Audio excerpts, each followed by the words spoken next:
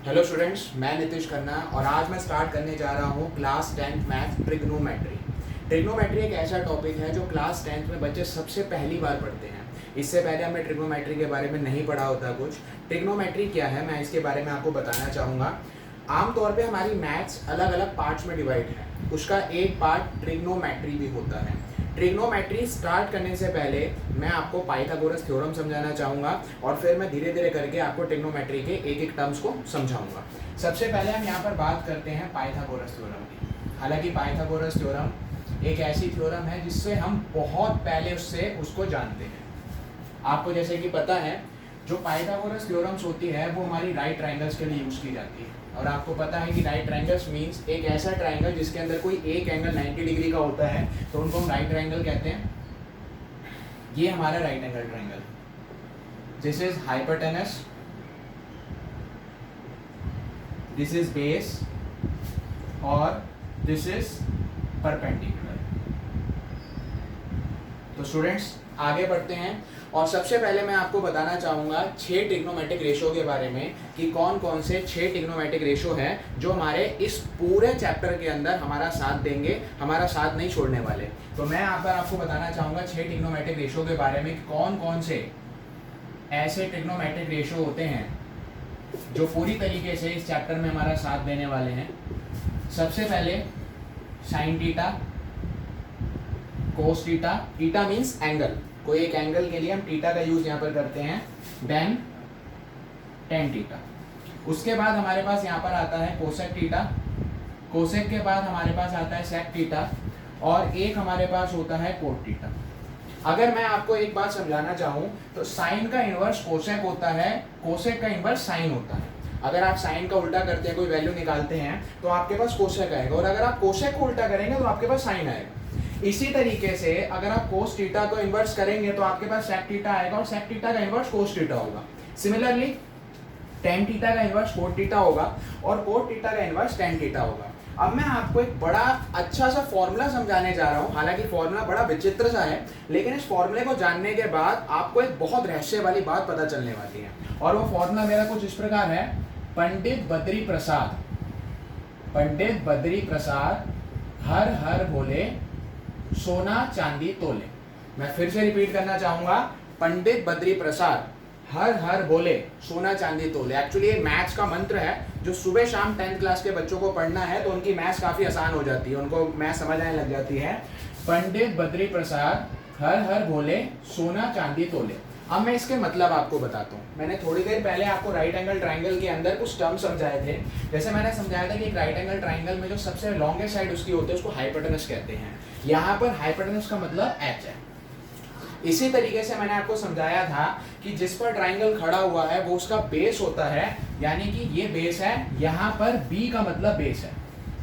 मैंने आपको ये बताया था कि जो राइट एंगल ट्राइंगल साइड की हाइट होती है उसको हम परपेंडिकुलर भी कहते हैं, हाइट भी कहते हैं, एल्टीट्यूड भी कहते हैं, परपेंडिकुलर भी कहते हैं। यहाँ पर P का मतलब परपेंडिकुलर है। तो अब मैं आपको एक चीज और समझाता हूँ जो भी मैंने यहाँ पर आपको बताई थी। आपको इनके तो सबके मतलब समझ आ गए। P means perpendicular, base and height. Pandit Badri Prasad हर हर बोले। अब सोना चांदी तोले का क्या मतलब होता है? थोड़ी देर पहले मैंने आपको ट्रिग्नोमेट्रिक रेशो बताए थे और मैंने आपको एक चीज समझाई थी, साइन, कोस, टेन, कोसेक, सेक, कोट। तो यहाँ पर एस, सी और टी का मतलब कुछ इसी तरीके से निकल कर आ रहा है। एस का मतलब साइन, सी का मतलब कोस और टी का मतलब टेन। अभी मैंने आपको ये समझाया था कि अगर हम इनका इन्वर्स करें, जैसे अगर हम साइन का इन्वर्स करें तो हमारे पास कोसेक आता है, तो ये हमारा फॉर्मूला पूरा हो जाएगा। जैसे साइन का अगर हम कन्वर्स करें हमारे पास कोसेक आएगा मीन सी, कोस का अगर हम कन्वर्स करें एस और टेन का अगर हम उसको रिजर्व करते हैं, उल्टा करते हैं तो हमारे पास आता है कोट। तो फाइनली हमारा ये पूरा फॉर्मूला तैयार हो जाता है। इससे हमें साइन, कोस, टेन, कोसेक, सेक, कोट की एक वैल्यू पता चलती है। वो वैल्यू कैसे पता चलती है मैं आपको बताता हूँ। जैसे अगर आप देखेंगे साइन की value P upon H, cos की value B upon H, tan की वैल्यू P अपॉन एच। तो यहाँ वैल्यू मैं लिखना चाहूंगा sine theta according to formula Baba Pandit Badri Prasad P upon H. अगर मैं यहाँ पर बात करता हूँ कोस की, तो कोस थीटा से हमारा फॉर्मूला बना B अपॉन एच, यानी कि बेस अपॉन में हाइट।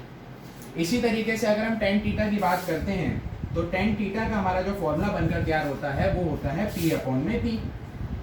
अब बच गए ये नीचे के 3 रेशो।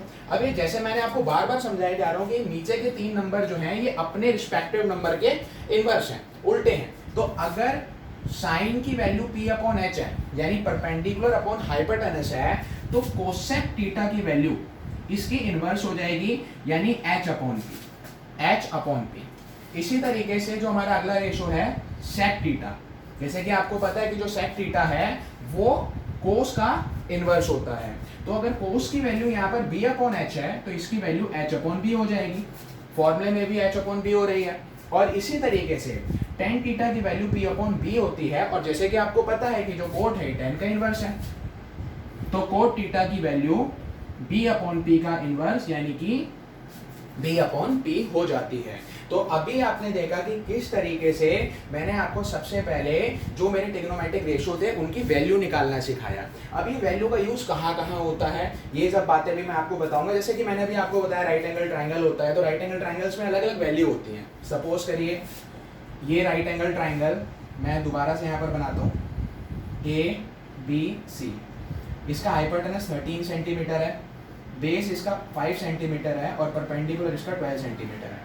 अब आपको साइन थीटा की वैल्यू बतानी है, तो साइन थीटा की वैल्यू है P अपॉन H यानी परपेंडिकुलर अपॉन में हाइपोटेनस। परपेंडिकुलर कितना है 12, हाइपोटेनस कितना है 13, तो साइन थीटा की वैल्यू कितनी आ गई 12 अपॉन 13। क्लियर हुआ? नेक्स्ट देखिए कोस थीटा। कोस थीटा की वैल्यू है B अपॉन H यानी बेस अपॉन हाइपोटेनस। बेस आपके पास कितना है 5 और आपके पास हाइपोटेनस है 13, 5 अपॉन 13। कैसा लगा? टेन थीटा, टेन थीटा की वैल्यू है P अपॉन B यानी परपेंडिकुलर अपॉन बेस। परपेंडिकुलर आपके पास है 12 और बेस आपके पास है 5। अब हम जब आगे बढ़ेंगे, जैसे हमने साइन थीटा की वैल्यू 12 अपॉन 13 निकाली, मैं बार बार कह रहा हूँ कि कोसेक थीटा साइन का इनवर्स है, उसका उल्टा है। तो अगर ये 12 अपॉन 13 है ये 13 अपॉन 12 हो जाएगा। इसी तरीके से कोस थीटा की वैल्यू 5 अपॉन 13 है तो ये 13 अपॉन 5 हो जाएगी। एंड फाइनली टेन थीटा की वैल्यू 12 अपॉन 5 है तो कोट थीटा की वैल्यू 5 अपॉन 12 हो जाएगी।